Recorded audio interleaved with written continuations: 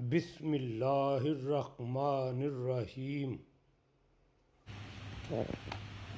اگر دیکھا جائے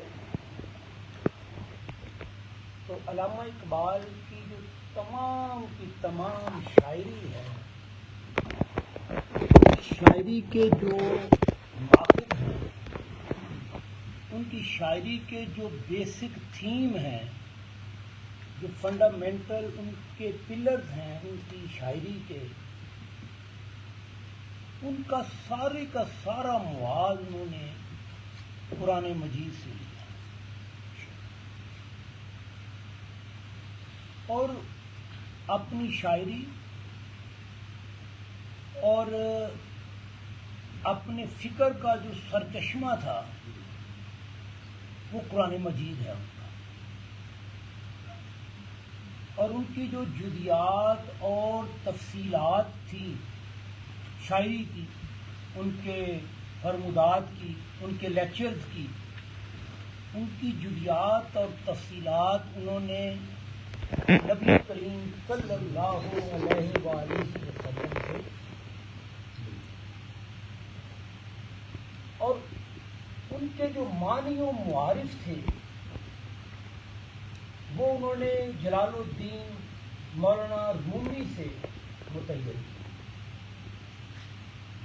ان تین چیزوں کے امتزاج سے قرآن مجید، نبی کریم صلی اللہ علیہ وسلم کی سیرت مبارکہ اور مولانا روم، ان تین شخصیات کے اور تین چیزوں کے امتزاج سے علامہ اقبال رحمۃ اللہ علیہ کی شاعری جو ہے وہ ڈیولپ۔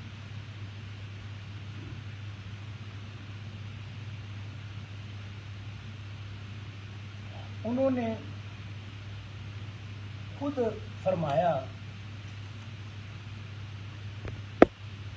کہ گر دلم آئینہ بے جوہر است، ور بحرفم غیر قرآن مضمر است، پردہ ناموس فکرم چاک کن، این خیاباں راز خارم پاک کن، روز محشر خار و رسوا کن میرا، بے نصیب از بوسہ پاک کن۔ انہوں نے خود فرمایا کہ اللہ تعالیٰ سے التجا کی کہ اگر میری شاعری میں ایک حرف بھی قرآن مجید کے مطابق نہ ہو، ایک حرف بھی، تو قیامت کے دن تو بعد کی بات ہے مجھے دنیا میں رسوا کر دے، دنیا میں، اور میرا جو مقام بنا ہوا ہے، جو میرا کریکٹر ایک ڈیولپ ہوا ہے، اسے تار تار کر دے، اور دنیا کی اس چمن سے مجھے ایک کانٹے کی طرح نکال کر باہر پھینک دے۔ یہ دنیا میں اقبال نے خود فرمایا، اور قیامت کے دن مجھے سب کے سامنے ذلیل و رسوا کر دینا اگر میری شاعری کا ایک لفظ بھی قرآن و حدیث سے باہر ہے۔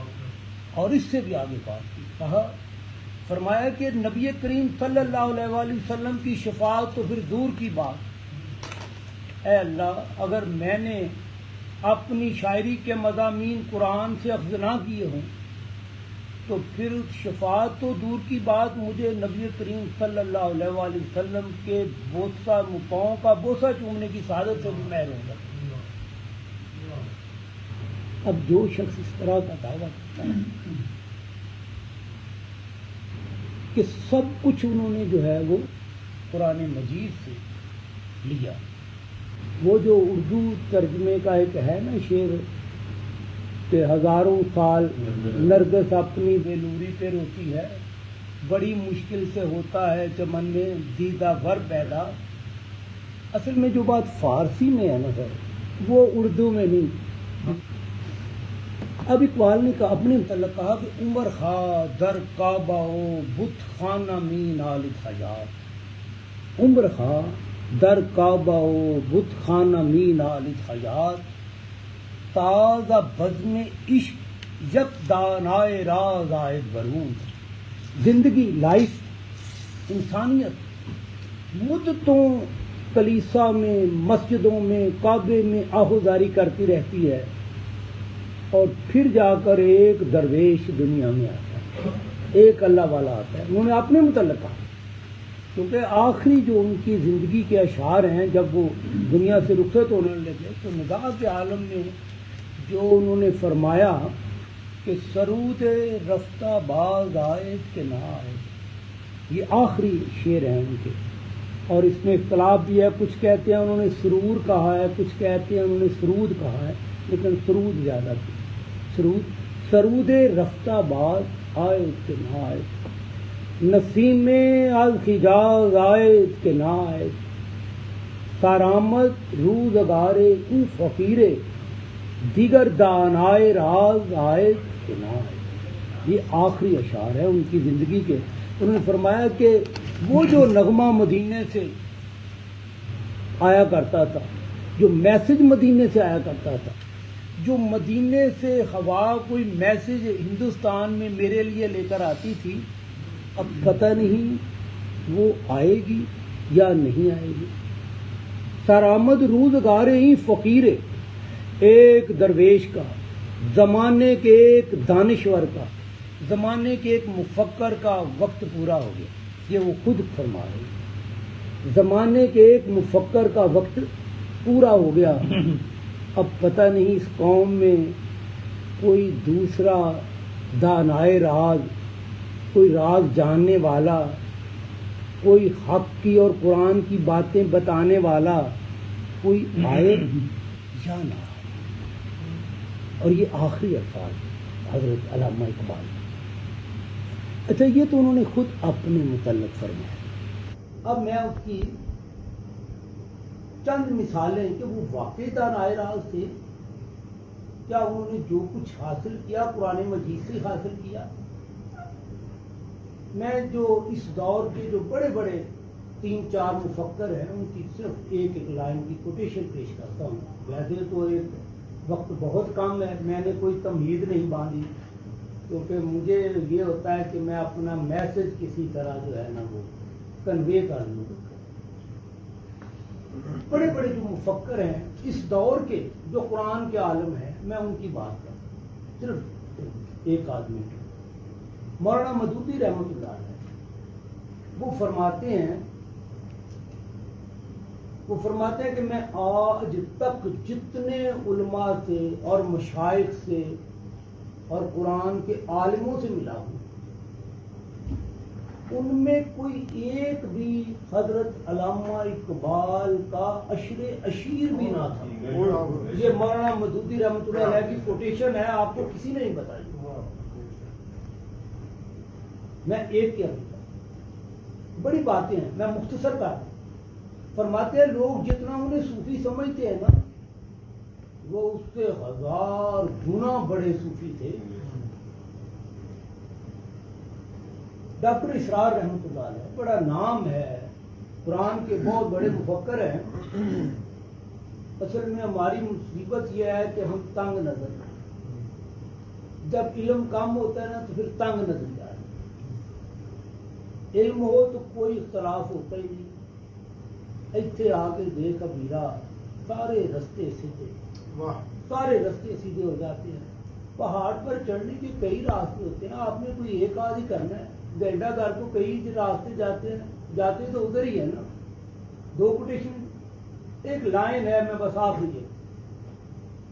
ڈاکٹر اسرار صاحب فرماتے ہیں اس دور میں اگر قرآن کی حقیقت کی معرفت کا کسی کو ادراک ہوا ہے، سادہ لفظوں میں کہہ لیں کہ اس دور میں اگر قرآن مجید کی حقیقت کی معرفت کا کسی کو پتہ چلا ہے تو وہ صرف ایک شخص ہے اس صدی کا، اور وہ ہے حضرت علامہ.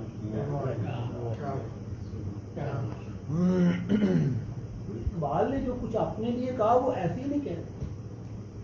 بعد میں آنے والوں نے ڈاکٹر طاہر القادری، بہت بڑا نام ہے پوری دنیا میں، ان کے منہاج کے اسکول، کالجز، یونیورسٹیاں ہیں.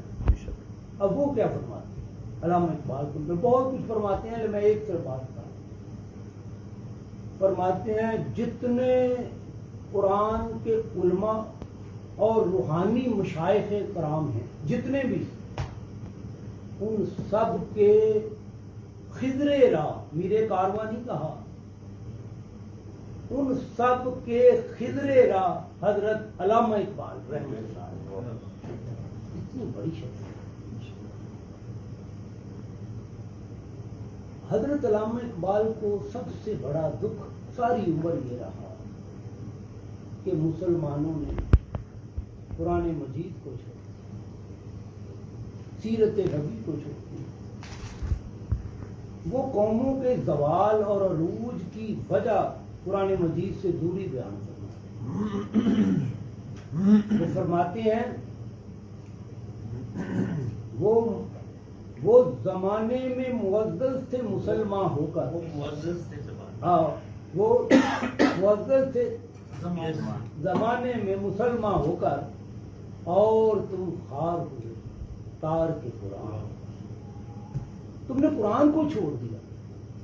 انہوں نے جو عزت آبرو حاصل کی وہ اس لیے کی کہ وہ زمانے میں وہ قرآن مجید کا مطالعہ کیا تھا، اور ہم نے کیا کیا؟ قرآن مجید کو چھوڑ دیا۔ وہ فرماتے ہیں کہ از کلید دین در دنیا گشاد، قرآن کی چابی سے، دین کی چابی سے دنیا کے دروازے کھول، دین کی قرآن کی چابی سے، از کلید دین در دنیا گشاد، دین کی چابی سے، قرآن کی چابی سے مسلمانوں دنیا کے دروازے، تسخیر کائنات کے دروازے اوپن کرو۔ اور جب تم یہ کرو گے تو پھر فرماتے ہیں صد جہان تازہ در آیات اوست، اثرہا پیچیدہ در آنات اوست۔ قرآن کی ایک ایک آیات مبارکہ سے ہزاروں جہانوں کا آپ کو پتہ چلے، ہزاروں نئے نئے جہان، اور کائنات کے جتنے بھی پیچیدہ معاملات ہیں، عصر حاضر کے جتنے پیچیدہ معاملات ہیں، سیکنڈوں میں آپ حل کر لیں گے اگر آپ قرآن مجید کے مطابق، مطلب انہیں بڑا دکھ تھا۔ وہ فرماتے ہیں کہ منزل مقصود قرآن دیگر است، منزل مقصود قرآن دیگر است، رسم و آئین مسلمان دیگر است۔ قرآن کی منزل اور ہے، قرآن کا منشا اور ہے، قرآن کا ہدف اور ہے، اور مسلمانوں کے رسم و رواج، مسلمانوں کی منزل وہ بالکل وہ اور ہے۔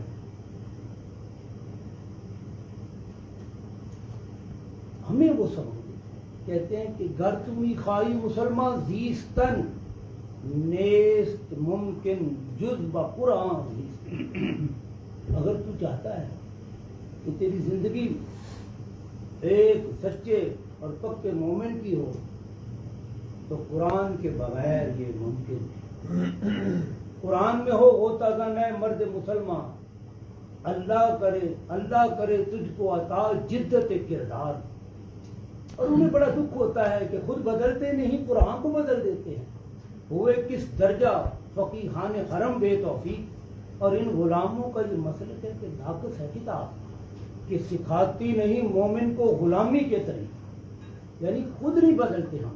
اور قرآن میں احکام تیرے حق ہیں، مگر اپنے مفسر تعویل سے قرآن کو بنا سکتے ہیں پازن، اپنے مطلب سے اس کو استعمال کرتے ہیں۔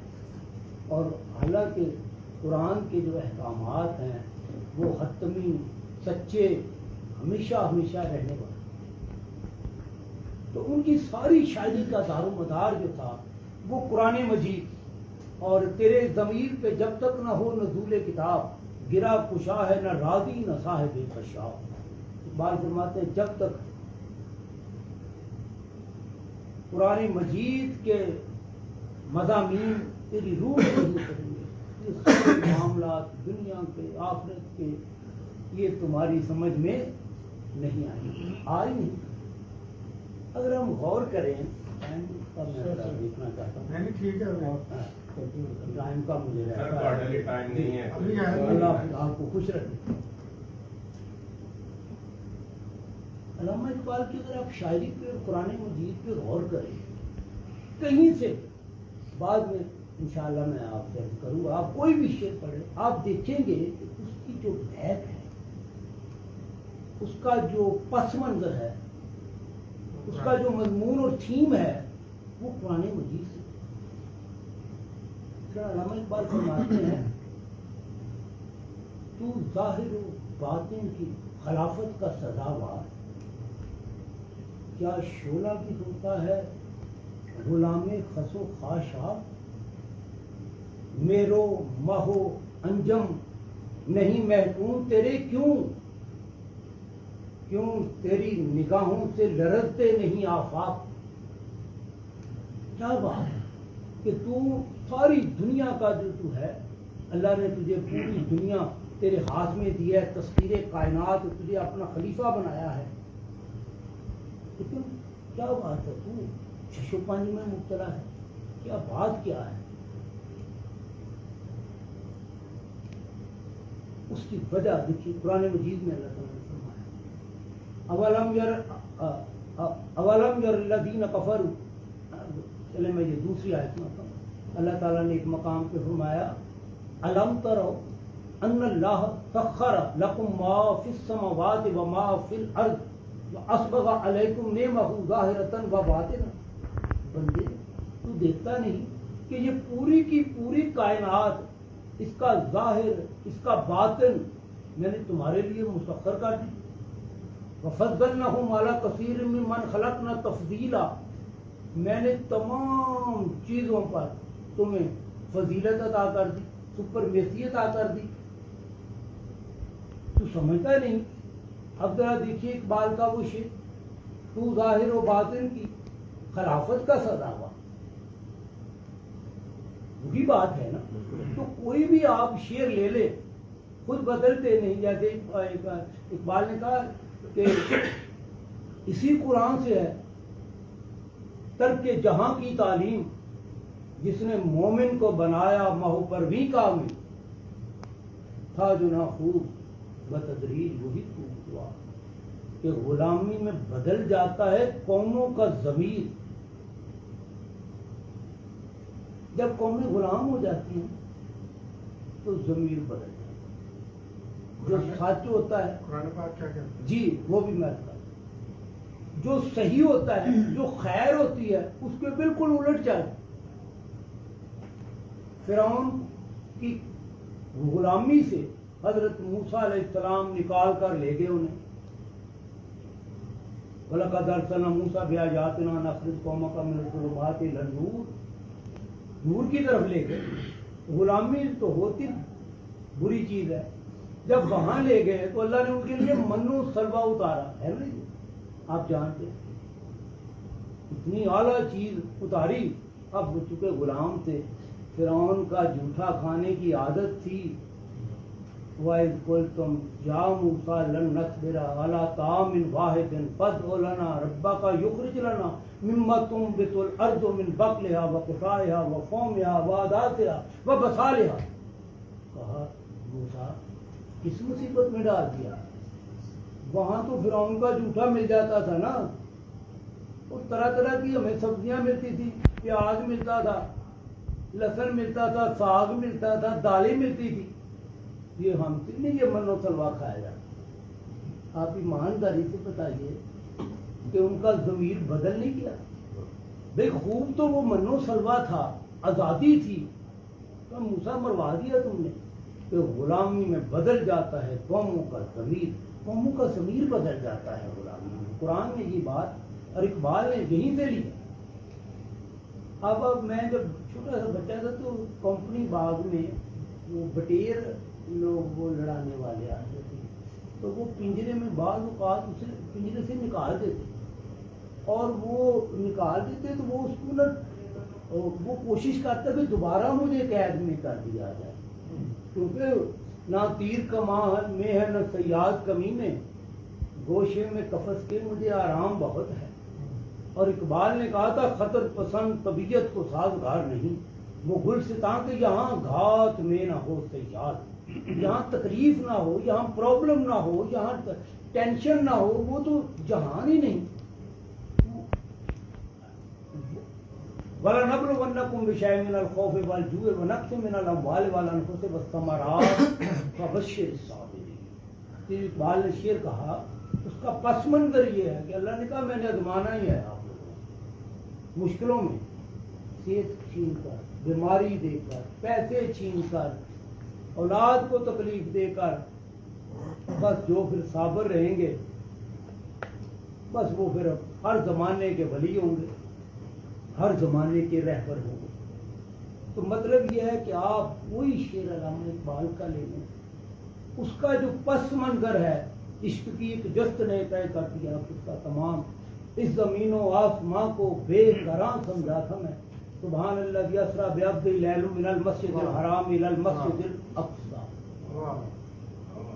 تیرا جوہر ہے نوری پاک ہے، فروغ دیدہ افلاق ہے، تیرے سید زبوں و فرشتہ وقور کہ شاہین شاہ لاؤ لاکھ ہے تو، ونفخت فیہ من روحی فقعوا لہ ساجدین، وَإِذْ قَالَ رَبُّكَ لِلْمَلَائِكَةِ إِنِّي جَاعِلٌ فِي الْأَرْضِ خَلِیفَۃً۔ آپ دیکھیں جو بھی شعر آپ اٹھا کر دیکھیں، ایک آپ کی بات میں کرتا ہوں، اقبال کا اس وقت تک آپ ان کے افکار کا ادراک نہیں کر سکتے جب تک قرآن پہ کسی کی ڈیپلی ریسرچ نہ ہو۔ وہ تشریح کریں گے لیکن وہ بات نہیں بنے۔ میں آپ کو چھوٹی سی مثال دیتا ہوں، ایک شعر، ایک مصرع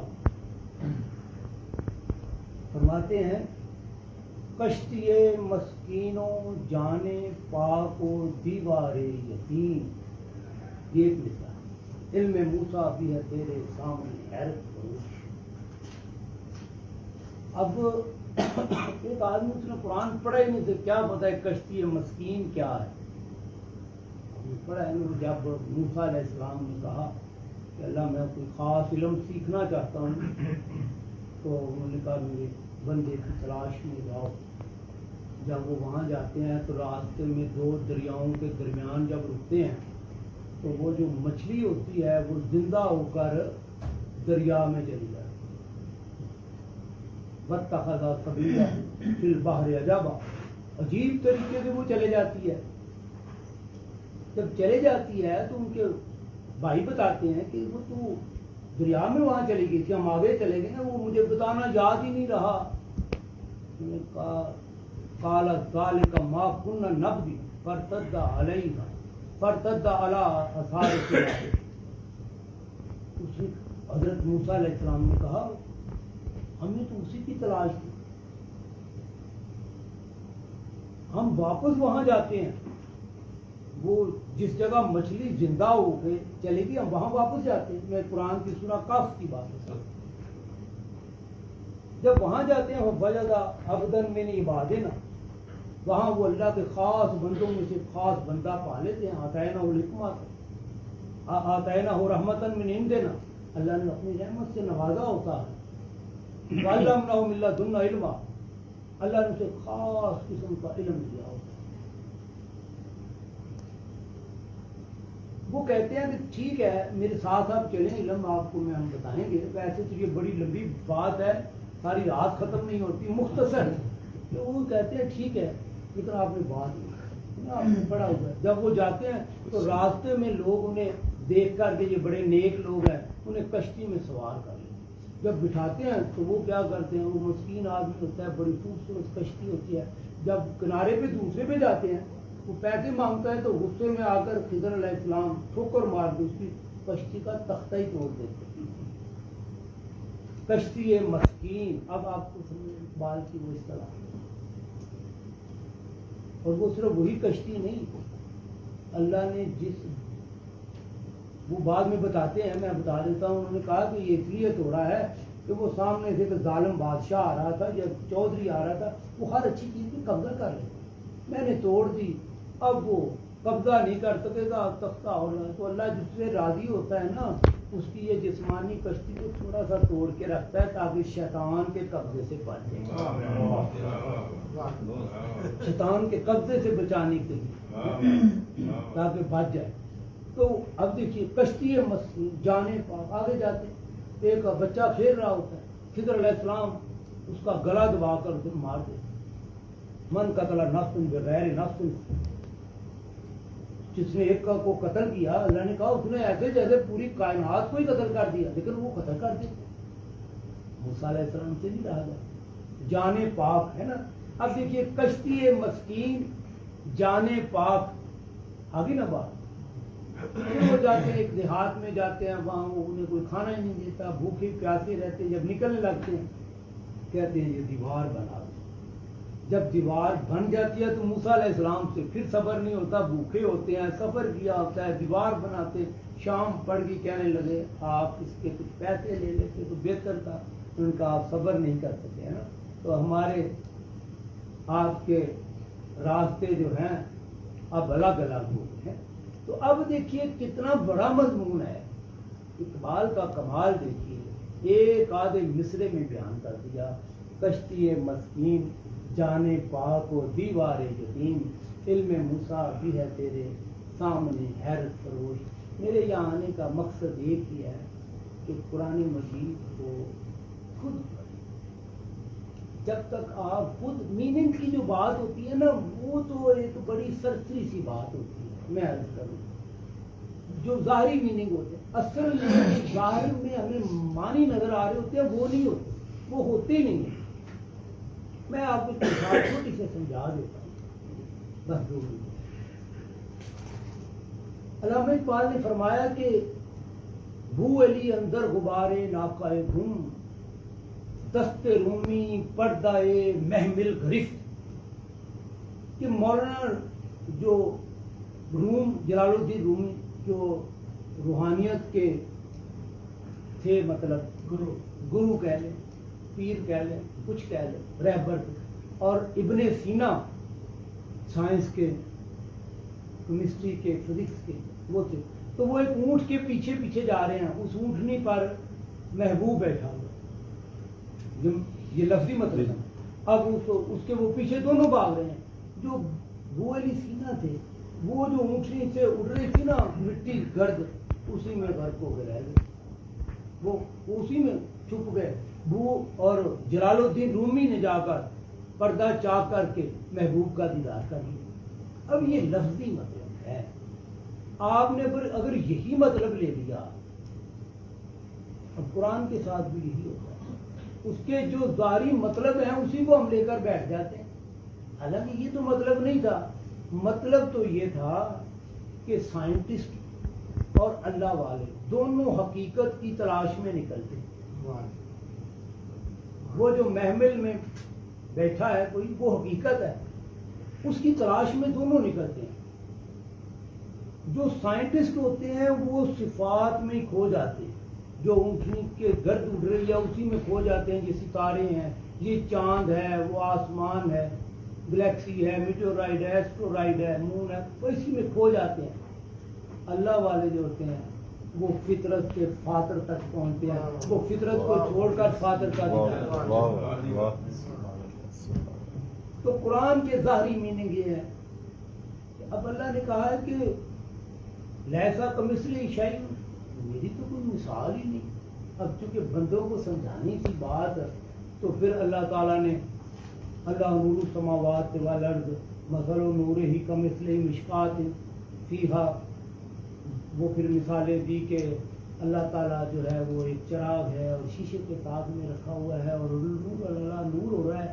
دوستو نہ تو اللہ کوئی چراغ ہے، نہ کسی شیشے کے تاج میں رکھا ہوا ہے. یہ اصل میں اس کے جو بیہائنڈ میننگ ہے اس تک پہنچنا آپ نے، اس تک آپ نے پہنچنا ہے. وہ ایسے پہنچنا ہے کہ خدا مجھے نفس جبرائیل دے تو کہوں. وہ راز مجھ کو وہ راز کیا ہے جی کہ مجھ کو سکھا گیا ہے جنوں، خدا مجھے نفس جبرائیل دے تو کہوں۔ آپ نے سیب صفدر صاحب کھایا ہی نہ ہو تو میں ساری زندگی سمجھاتا رہوں کہ سیب کا ٹیسٹ ایسا ہے، میٹھا ہے، کڑوا ہے، سمجھ میں بات نہیں آئے گی۔ ہاں جب آپ کھا لیں گے تو پھر بتانے کی کوئی ضرورت ہی نہیں رہے گی۔ عقل تو یار ہے 100 بیس بنا لیتی ہے۔ ہاں عشق بے چارہ ہے نہ ملا ہے، عشق بے چارہ نہ ملا ہے نہ راحت نہ حکیم۔ اللہ تعالیٰ آپ کو خوش رکھے، آپ کی توجہ، آپ کی پیار، آپ کی محبت اور ماشاء اللہ جی بڑی، میں آج کی جو آپ نے تقریر فرمائی اس کا خلاصہ کچھ اس طرح مجھے سمجھ آیا ہے